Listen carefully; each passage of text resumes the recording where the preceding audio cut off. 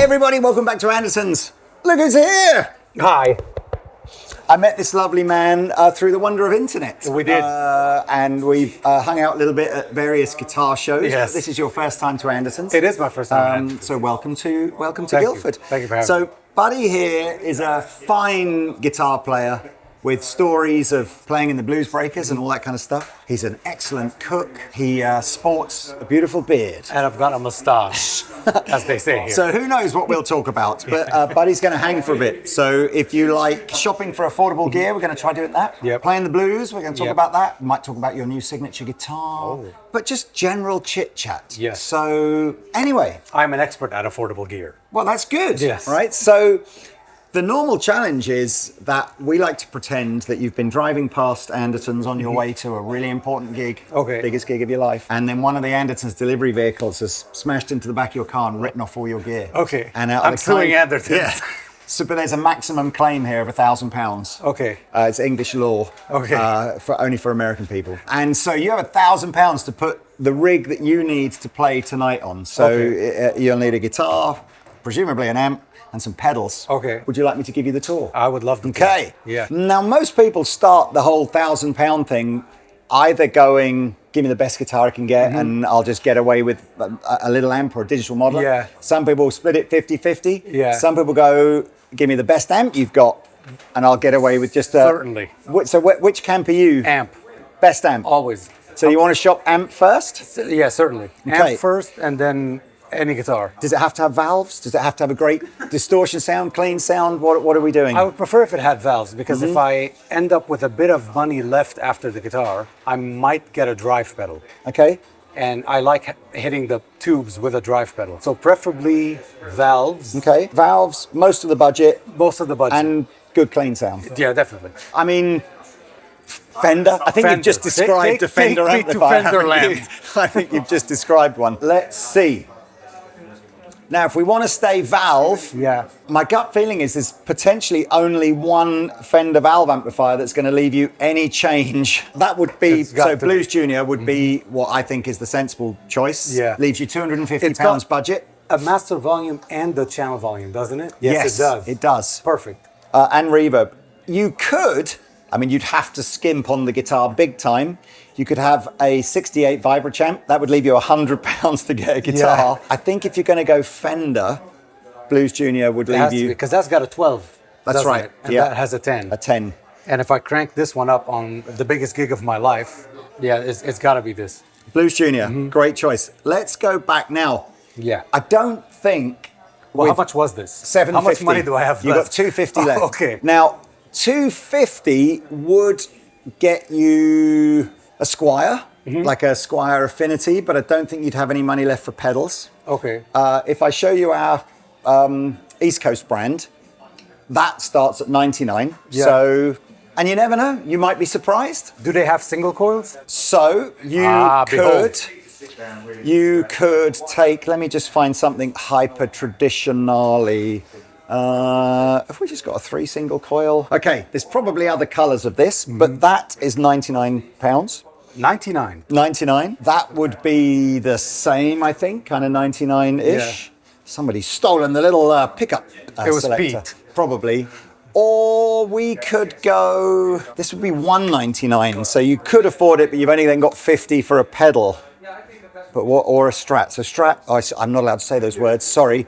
S-type, T-type, L-type. Certainly S-type. If I can find, is this... If this has a humbucker in it, I did see one. Yes, they 100%. The humbucker versions are 109. Behold, 109. Yeah, so you still got 140 left to spend on pedals. Perfect. You like the color of that, or do you I quite like that. I like it. First, but... Reminds me of the 70s. Well, that's a good thing. A time I yearn for. Hold on to that then. I mean, look, if you, we could, you could go matching Purple Pete here. You could have, whatever color. There's loads of colors. They'll get sued by Pete. All right, we'll stay silver in his first. house. Let's no, go I like this. Let's go pedals. So actually, you've got more than I thought we might have for pedals. What would be your dream? What? Not dream. That's the wrong word. But like, my go-to. Yeah. What do you want as pedals. That button on the Blues Junior, that button was a channel, isn't it? It's a fat switch. It's a fat switch. So but I've got a volume on there. Do you know what? It's an interesting one. With the humbucker, and if you're digging a bit, the Blues Junior would do overdrive. Would give me my overdrive. But I think you'd struggle then to foot switch back to a clean sound, although you could do it from the volume. From the volume. So I could either go fuzz or... Would I find what are the chances you have Pete's signature dual drive? Durple is 70 odd pounds. So behold, ladies and gentlemen, my prowess upon pricing. This feels like the most contrived gear choice. It's like, can I have the Andertons house guitar brand and Pete's? Well, I didn't know that. No, it's fine. I think it's a good choice. Yeah. And let's do the double Durple. Yeah. I mean, the single Durple would probably do it, and that leaves you even more change. So do you need, we could probably put you a decent little pedal board together. If we did Durple, fuzz, we might even get a delay, all for 150. But I would still have money left? I think we could do it. Okay. If we went full Tone City or similar priced pedals, I think we could do an overdrive, a fuzz, and a delay. Certainly. Come on. The Andertons van did run into me, so yeah. Right, okay. I'll find those pedals for you, and I'll see you back in the studio. Let's do it.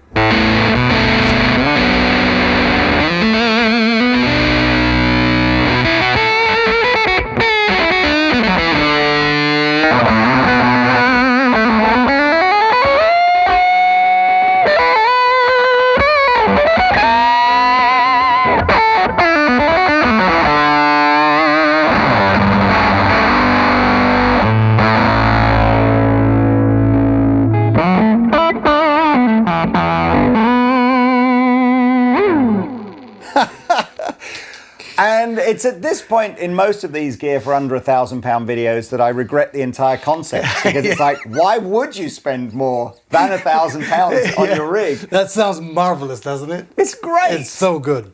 It is so good.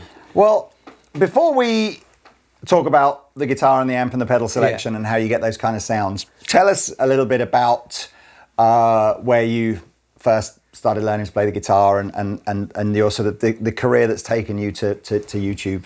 Yeah. So it all started, I'm from Lebanon. I was born and raised in Beirut, and we had a house that was directly in front of the American University of Beirut. And we used to, on the second floor, rent to students. At the time, I was learning classical piano, Chopin, Mozart, all that stuff. That got boring, and I was hitting 13, 14. Piano wasn't very impressive at the time.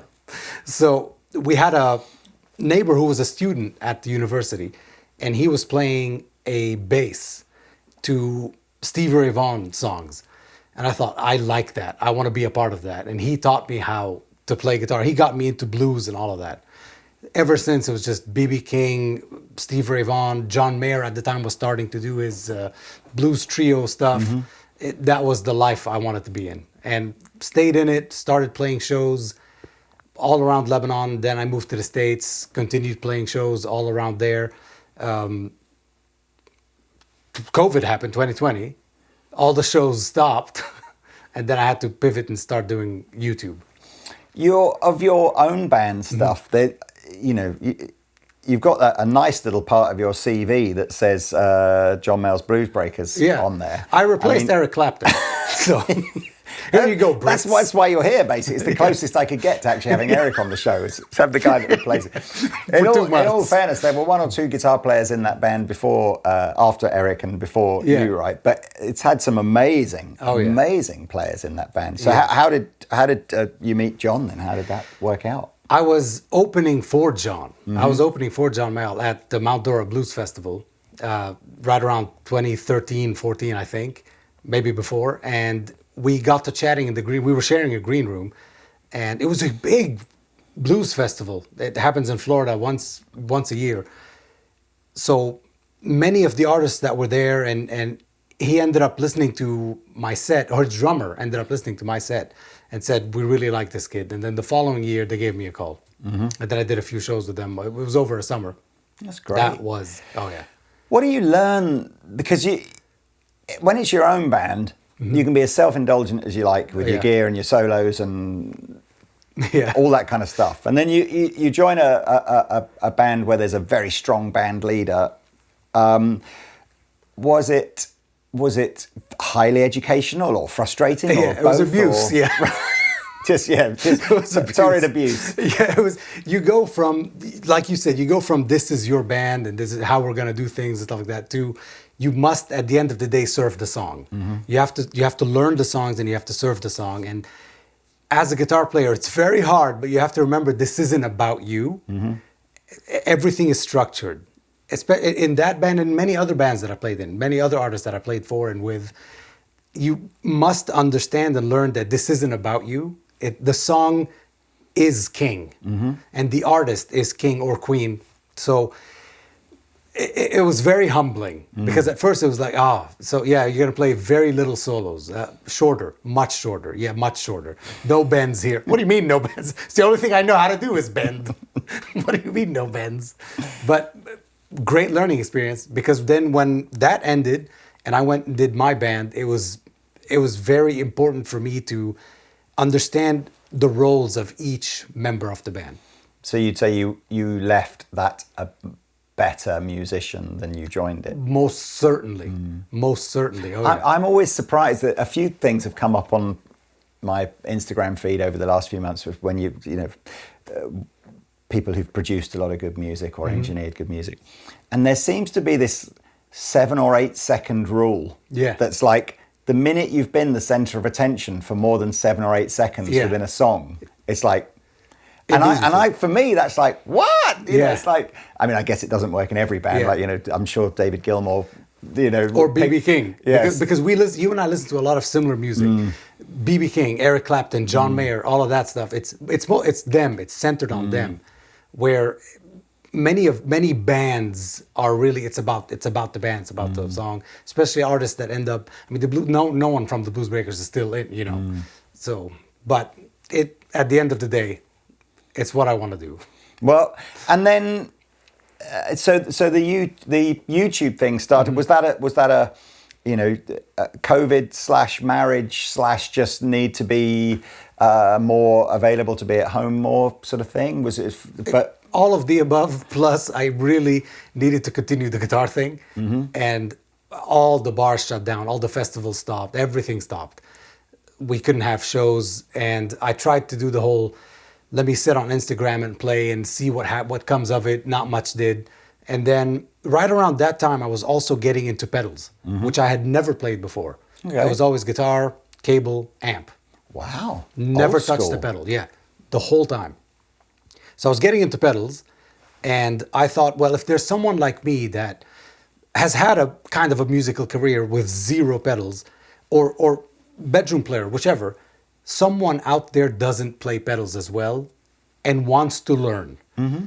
So I started buying pedals from whichever and putting them on the channel, just making my own reviews of, here's how I learned how to use a compressor. Here's how I learned how to use an overdrive. And then that picked up, and then some companies started calling. And funnily enough, I think sometimes as YouTubers and gear reviewers, your assumption of what the audience knows is much higher than it really is. Oh yeah. And I don't mean that, no offense. What I mean is I think a lot of people, even myself included, just goes, I know I've got a compressor on my board and I know kind of but I don't really know what it does or how to use it. And then do I use it at the beginning or at the end or whatever? Yeah. And I think there's probably channels could revisit some of that very elementary kind of pedal information. Certainly. No one can teach you better than a beginner that's learning with you. Yeah. I'm interested. So what was your guitar and amp rig then, the pre-pedal era? Ready? Yeah. It was a Fender Strat 2001 with a broken neck. The David Gilmour set, EMGs active. It had a mid boost, 3 single coils, but they're EMG active, and a bass and treble boost, kind of like Clapton, and a Fender Bassman. Wow! At the beginning, not a 59, but a 59 reissue. Yeah. Fender Bassman at the beginning, and then I switched to a Fender Supersonic because they had 2 channels. I see. So you had like a channel switching amplifier. Yeah. I can remember one of the most amazing sort of mind-opening Fender events that I ever went to was where just a band set up and there was like probably 200 or 300 people in the audience, and the Fender guy just plugged into a Bassman. Yeah. And I don't think I'd ever really heard a Bassman at volume before. Oh, yeah. And you realise that actually in the 1950s, that's just what it was supposed to do. Oh, yeah. You know, you didn't mic it up, you didn't play quietly, you just got to the level you needed to be to play to 300 people. Yeah. And it was a killer sound. Yeah, and then a certain person called Jim Marshall took the Bassman and made it truly a beast. It's just really how Marshall started and all of that. And you channel switch, you channel bridge them, plug into input one, crank everything, and then volume down for clean, up for solos. Then you get yelled at by someone. But that was your go-to rig all through Bluesbreakers, everything? Oh, yeah. Interesting. Oh, yeah. So you're a relative newbie to the pedal world, aren't you? Extremely new. So but yet you have tons of cool pedals at home. So what would be your kind of, what gear did we destroy in the back of your car on the way to your gig? On the way to my gig, when the Andertons van ran into me, I had probably an HSS S-style guitar, certainly. If I were to bring two guitars, the other guitar would have two humbuckers, whether it's a Gibson Les Paul or whichever. Perhaps a 335. And on my pedal board, it was simple. But you've broken it now, but it was simple. I had a fuzz, an overdrive, a delay, perhaps two overdrives, and that's really it. Which ones though? What have been your go-to fuzzes and overdrives? Well, there's a Gentleman fuzz. It's my signature fuzz. I have to mention that. Of course you do. I sent Pete one 2 years ago. He's yet to open the box. People who know Pete will not be surprised to hear that. It's fine. Okay. And then, but yeah, it would be that type or a Reeves Electro fuzz. Okay. Something. You're the second person in 2 days to talk about a Reeves fuzz pedal, and I don't think I've ever heard of it before that. No way, Reeves Electro. I don't think so. Oh my goodness. Okay. Oh yeah, I need to find out. Okay. Certainly, because very mid-forward, stands out in a mix, doesn't get drowned, and if you put an overdrive after it, that'd be perfect. Overdrives, perhaps a Brown Amplification Protein. Approved. A dual overdrive, something dual, that's got mids and then not too much mids to balance it out, kind of like the Nobles thing that they do, and delay.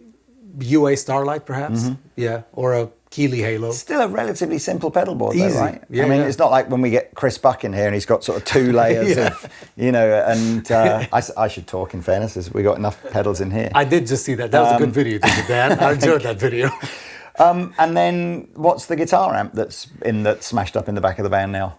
So here's the thing: if I'm using the Starlight, I would generally run it in stereo, which I've been enjoying so much. So on one side, I'd have a very, very British amp, so like Victory Deputy, and on the other side, something extremely clean, MK clean. That's what I did for the past 2 shows. I should say, Buddy has been very, very gracious with his help and support of doing the Victory demos and things like that. Yeah. I mean, what we've really kind of gone is we've sort of gone probably JTME one side. Yes. And probably more than a deluxe reverb, more almost twin level. Yeah, something very round, very clean, very full. So I get the clean. I don't know how to do the wet, dry. Wet, I don't know that stuff. So yeah, and what is so that you're not blending like an overdriven and a clean sound, are you? No. So there's just one's just two both on edge of breakup. mid-shape type. Yeah. Both are on edge of breakup. But whenever I hit any pedal afterwards, because remember I'm going stereo out of the delay. So whenever I hit any overdrive, it's going to hit it different. You're going to get 2 different flavors. Yeah. I'm going to get all the fullness from the MK Clean on one side, and I'm going to get that in your face from the Deputy, especially if I have it running on a bit gainy. So it's something like that, a blend. So we probably destroyed in the back of your car something circa 10 to 15,000 pounds. Well, certainly 10. Yeah, easy. and you gave me 1,000 pounds. And we gave it. That was a bit mean, fair, wasn't it? Very fair. I'm a guest here. Let's see how close we get. I mean, this needs no introduction. You've seen artists like Jeff Beck out with these kind of amplifiers, So this is by no means like a bad, like a what do you call it? It's got a great compromise. Clean. It's not a real compromise. It's just, it's not super loud, although it is loud, right? Yeah, it is loud in here. I was very surprised by how loud you guys play in here. Let's have a listen with no pedals. What have you got? Nothing.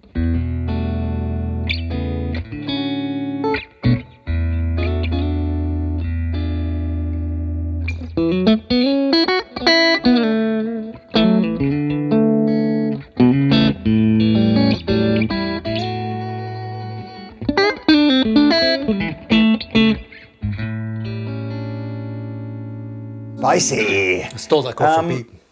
No plectrums. I do. It's here. Oh, you do. You've got that technique, have you? Yeah. And you're happy to just literally switch between a finger style and it gives you different sound. Yeah. But I mean, that's a lovely clean. That's reverb on about a third of the way up there. You like to push the volume a little more and keep the master down. This is this whole edge of breakup thing. Yes. That I think has been my 2026 kind of, or maybe I've gone away from that, looking to just keep the clean sound as sterile and clean as possible, and looking to have that slightly more on edge. That's where the amp lives. That's where the amp character is. Yeah. If a Boss Katana has lovely cleans, doesn't it?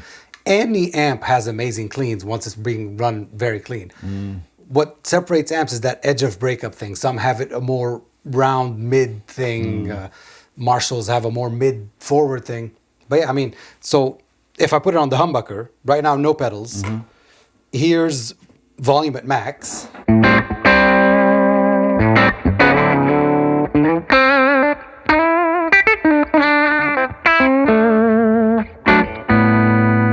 Then all I have to do is pick a little bit lighter or turn the volume down. I'll pick lighter.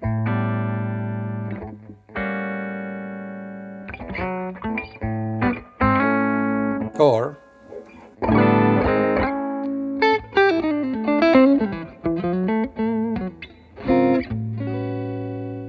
it's really interesting, isn't it? Because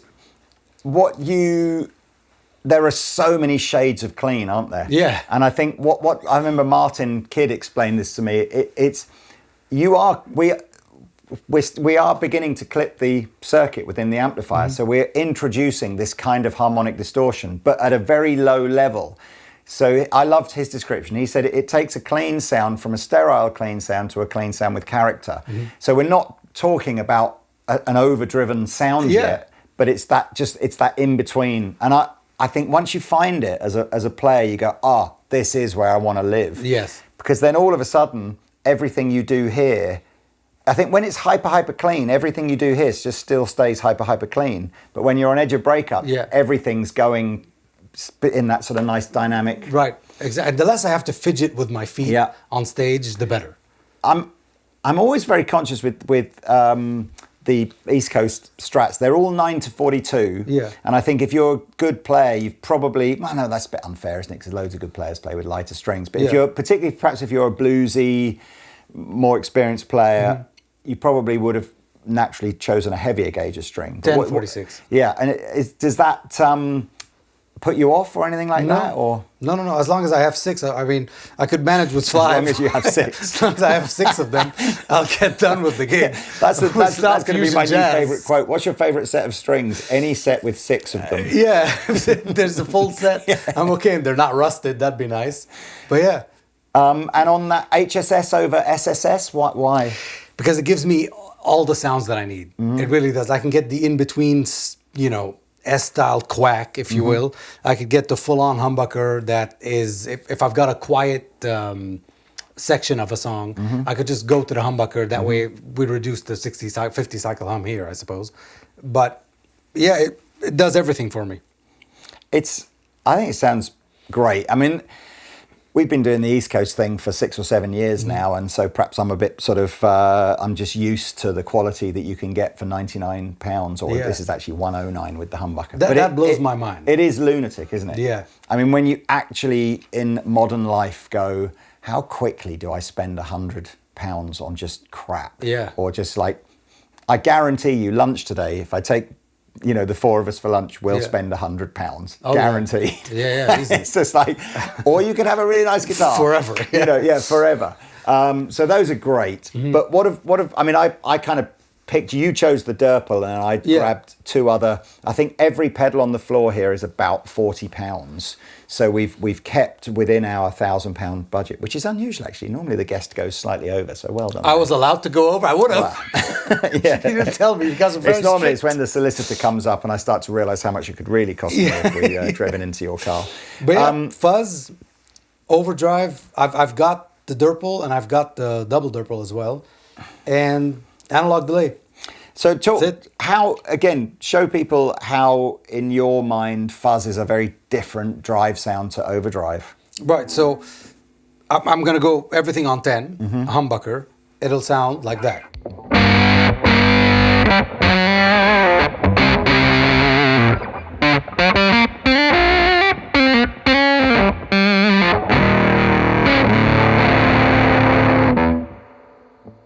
It sounds good, doesn't it? It's got would you put that in the more sort of tone bendery, fuzz face, less big kind of? It's got an octave thing happening that I hear, unless I'm mad. But 1 second. Spitty, more spitty, isn't it?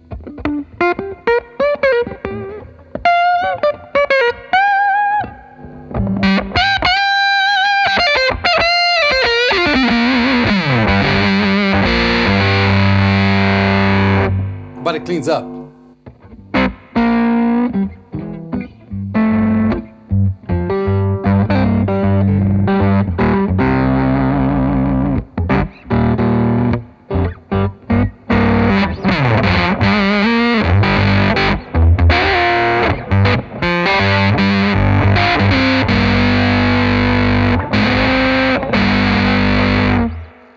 Now, you're a fuzz connoisseur with your signature fuzz pedal, which I would like to try. So, Pete, if you can get it out of the box. But I had a great argument on the web the other day. Two good guitar players talking about fuzz, the rolled off clean sound of fuzz, and one guy was like, why don't you just switch the fuzz pedal off if you want it to be clean again? And the other guy was like, no, you don't get it. It's just a different clean thing if I roll that. What is that different clean thing? Especially if it take edge of breakup, which is what we have now, right? All the pedals are off. Take edge of breakup and then make it more trebly in a pleasant way, more glassy, more fizzy. I mean, there's a difference between this.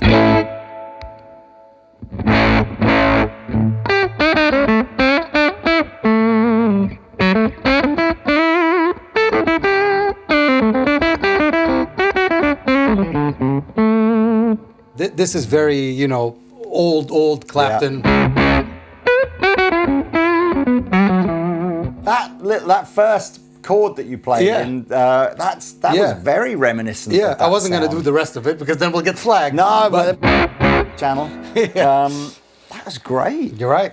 Okay, so that's the fuzz vibe, and then overdrive is. How would you describe the difference then when you go to a more conventional overdrive pedal? With an overdrive, I'm really mostly looking for it to push the amp rather than it have its own characteristic. Right. It'd be nice if it had, a nice mid boost, clon, tube screamer, that vibe. That I enjoy, but I mostly like it to push the amp and give me more amp rather than more it. So we've got the gain about halfway here, haven't we? So let's have a little listen on that one then.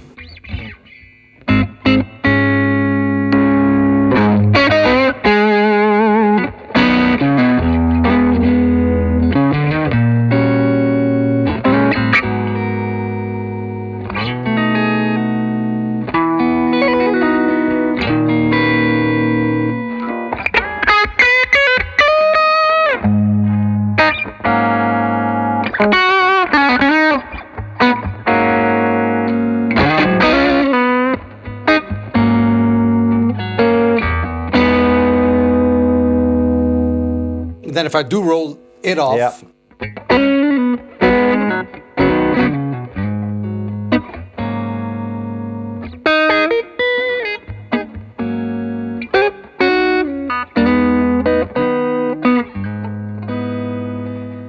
it's still does that. Sounds great. Man. Yeah, it really, if I roll it off, it sounds like it's more, let me push the pedal a little bit more. Yeah. It really sounds like I'm giving the amp more EQ rather than more, And there was a clip right at the beginning where you put them both on. Yeah. And obviously you're into quite a lot of background noise and a little bit of feedback and stuff. But if you can control it and play, it sounds great. Yeah, definitely. So let's have a listen to that.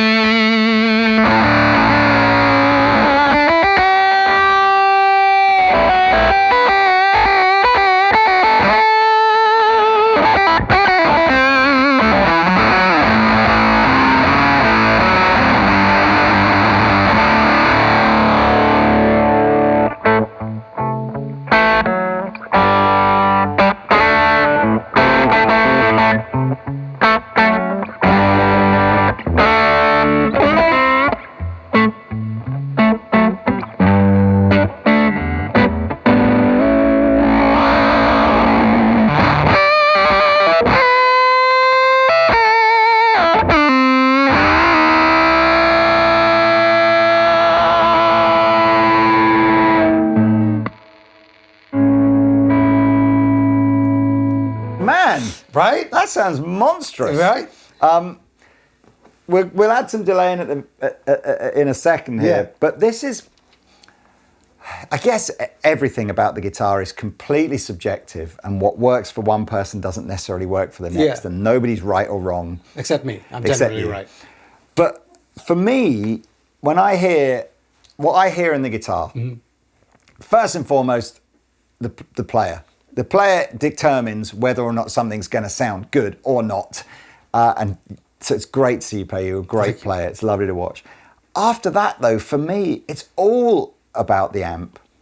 You can have the best guitar. We could have gone and spent £20,000 on a guitar. If we'd have had a £99 guitar amplifier in here, it will only ever sound like a £99 guitar amplifier. Yet we've bought a nice guitar amplifier and put a hyper affordable guitar through it, and the sound that comes out, provided the player can play, is not a hyper affordable sound. It's like, it sounds. Yeah, I would gig this any day. But I would pay to listen to that any day. Right. Well, you do have to pay. The Andertons band did hit me. So. It's funny though, isn't it? Because, and the reason I suppose, my point here is, if I look at the typical guitar customer, they will all have spent way more on their guitars than they have on their amplifier. Yeah, almost always. And it's like, I get in those debates on YouTube all the time. Every time I do like a AMA where people ask me questions and I answer, would you go expensive guitar versus expensive amp? Versus always amp. For me, it's always amp. I'm not saying it's the right ansber, but for me, it's always obviously amp. the right answer is both. Right? Yeah, both, please. Yeah. But if it was a finite amount of money to spend, it just, and I think that maybe it's not look, I have lovely guitars at home and you hang them on the wall, and there's the guitar, I suppose, takes on more, has more reason to be than just the instrument that you play, right? It looks beautiful, it says something about you, it's what your heroes play. I get all that. But it's the number, like I say, when you see somebody, PRS, Gibson, custom shots, and then they've got like a desktop $199 amplifier, a little part of me dies inside. Yeah, me too. Just like, me too. Because you're not getting it. Amps are what you give it rather than what it gives you. Because you have to give the amp enough room to breathe so that it gives you its best version of it. Well, let's put the delay on. Yes. This I'm not familiar with, but we didn't have the Tone City delay in stock, so I just chose a Nuex one that was similarly affordable. And what have we got? We've sort of maxed out its delay setting, but got the mix really low. Yeah. What does that sort of Fine.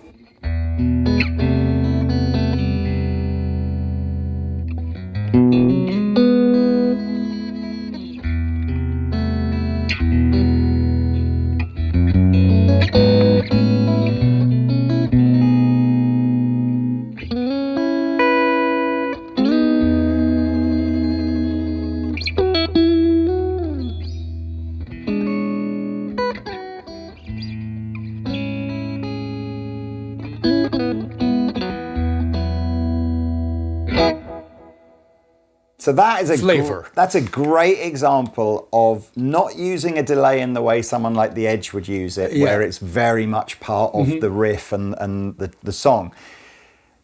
And sometimes I think with the delay pedal, particularly whilst you're carrying on playing, you're going, I'm not even sure I can hear it. But if you switched it off, it fills up. You'd lose something, wouldn't you? I love that. Yeah, I always do have the blend or mix, whatever it's called on a certain pedal, fairly low. Because again, I don't do effects loop.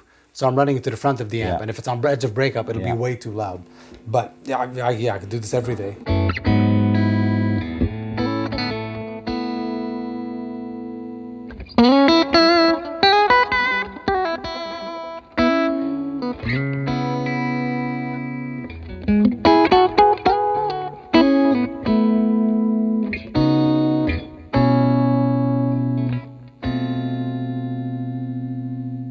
The beat chord. All three on maximum craziness, yes. and then we'll move on to our next thing.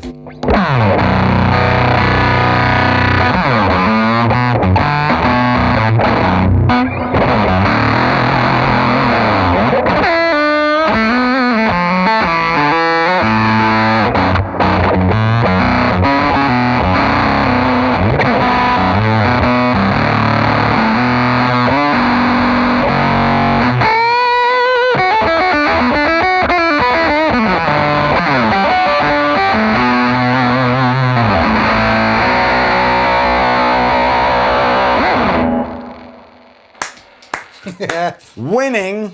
Okay. That's kind of like an end of part one-y thing. I think what we'll do now, we need to do some jamming. Yes, please. And we need to get all of the expensive stuff out.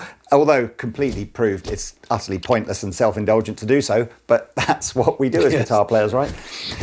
So anyway, look, links below for all the stuff that Buddy chose here. If you like any of that, you can find out more about it. But yes, we'll be back shortly with some other stuff.